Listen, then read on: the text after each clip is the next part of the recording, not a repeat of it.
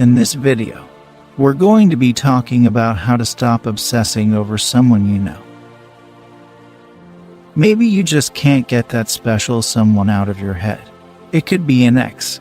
It could be a former lover. It could be your crush. It could be someone you used to date, or someone you didn't used to date. For whatever reason, they are stuck in your head like an annoying song, and it keeps playing the chorus over and over again in your mind repeatedly. You just want to get rid of it. You just want to move on and think about something different. In today's video, I'm going to break down the 3 most important steps to stop obsessing over someone. Let's break it down. Before we get into those 3 steps, I want to quickly explain how your brain works. In order to have a thought that you habitually think over and over again, there must be at least one stimulus that is triggering that response in you. In other words, there has to be something outside of you that you can see or you can hear that is reinforcing that same habitual thought pattern. And the more that stimulus shows up in your life, the more that thought pattern gets reinforced. And if you're having a stimulus show up over and over and over again, you're going to be obsessing over that thing over and over again. Or in this case, over that person over and over again. So the way we're going to break this process is by affecting your relationship to the stimulus, replacing it with something different, and then conditioning that in, so that your thought patterns shift. By the time you're done going through these next 3 steps, you're going to do just that. And as a bonus, you're going to stop obsessing over that person. Step 1. Delete access. So in step 1, you're looking to make it much more difficult for you to receive the most influential stimulus that you get on a regular basis.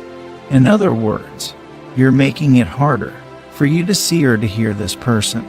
And the most powerful place to start is with your social media. Specifically by deleting any social media apps you have on your phone. Facebook, TikTok, Snapchat, LinkedIn, or whatever you have on your phone, you delete it.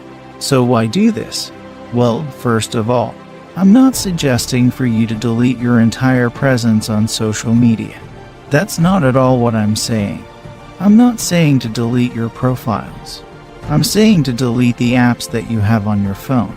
This is because your phone allows you to carry the stimulus with you everywhere you go. So every time you get a notification, any beep, or a buzz, or a ring or whatever, and you open up your phone and check your social media, there they are right there looking at you. By seeing or hearing them in this way, you're reinforcing the pattern. You're reinforcing your obsession with them. And because you can carry this with you, literally everywhere you go, you can't break the stimulus response. You're trapped in a cycle because every time you check your social media, they might be there. And if they are there, you're just gonna keep obsessing over them. And what's even worse is because most people check their social media at least 17 times a day. This is not good news for you. So by deleting these apps from your phone, you won't be tempted to check your social media while you're out and about with your daily life. You'll experience a break from that. You'll be far less likely to obsess over them throughout the day. Then as time goes on and you feel like that obsession has gone away, feel free to re-download and put all those apps back on your phone. But if you notice that when you're checking the app, you're seeing them still triggering those obsessive thoughts, it's time to delete the apps all over again. Step 2. Avoid triggers. So now that you've successfully hunted down the biggest trigger in your life, which is social media on your phone, the next step is to start hunting down some more. It's to think about everything from your past, all the memories you have and everything you associate to that person, then to go about avoiding those. So is there a movie that you both watch together? Or when you watch this movie, you think of that person? Stop watching it. Is there a song when you listen to? It reminds you of that person, or that during a certain moment of your life, or a certain experience with them, that song was playing and it triggers you thinking about them. Stop listening to it. Change tracks. Hunt down as many triggers as you can and put them all into one list. And then for the next few weeks, do all you can to design your life to avoid them. Now this is just going to be temporary. You're not going to do this for the rest of your life, but do it for at least a few weeks. And the thoughts that you have about this person are going to drop substantially.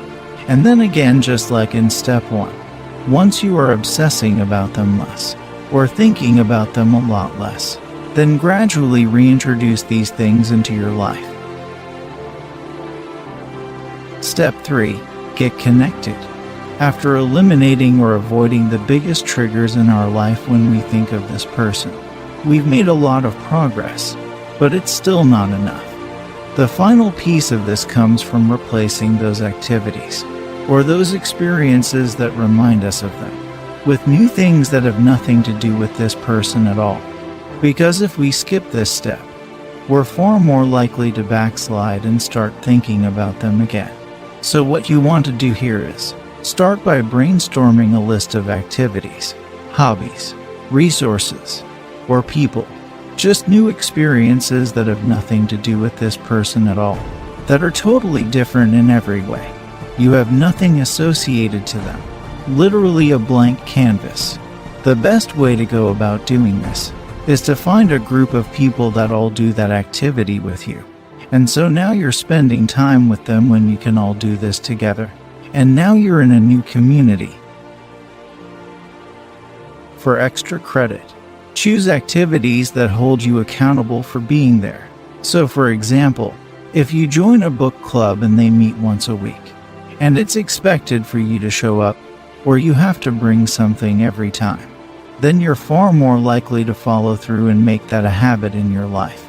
There's some pressure on you to show up and reinforce this new process.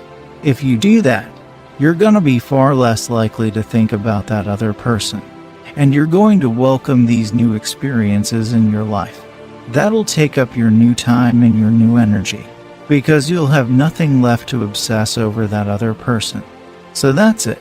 3 steps to stop obsessing over someone you know.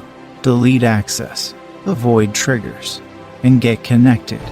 When you break this pattern of stimulus, thought, and reinforcement, you're gonna stop obsessing over this person.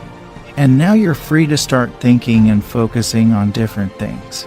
I'll see you next time. God bless you. Amen.